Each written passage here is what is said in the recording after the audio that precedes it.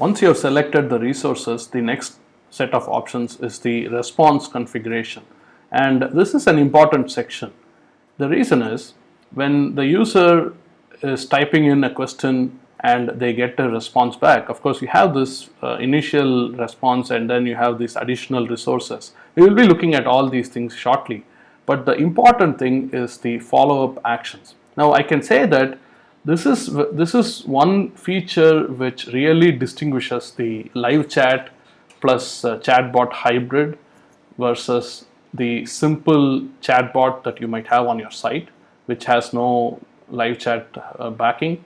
Because when the user says something which is completely unexpected, or the bot is just not handled, is not designed to handle, what will happen is instead of having the user repeatedly type the question or do something crazy, it is better to allow them to just connect to the operator or let them just leave a message. That is, we can simplify the conversation at that point and give the user an option to take an approach which I guess is a little more like fail proof, where you have like the human in the loop. And even in the case of leaving a message, right, it's still like something where they are not going to, the bot is not going to be able to mess up the response. So this is an important aspect of the live chat based chatbots.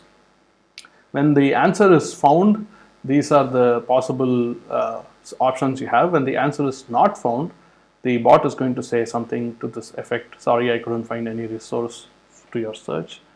Although I do wish they had any resource for your search.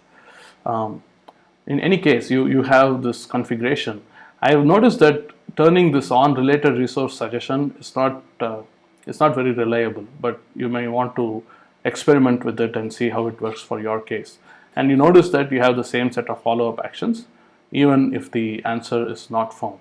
And as far as the fallbacks, you can configure a message and follow-up actions when all operators are busy assisting other visitors. You have these follow-up actions: let visitors continue to chat with the bot, allow visitors to leave a message for the operator, and then when the operator is not available, you have a similar set of options. And this is the system failure, and this is when something happens with the Zoho bot itself and it's not able to, it's like no response is coming back for some reason, and this is going to show up.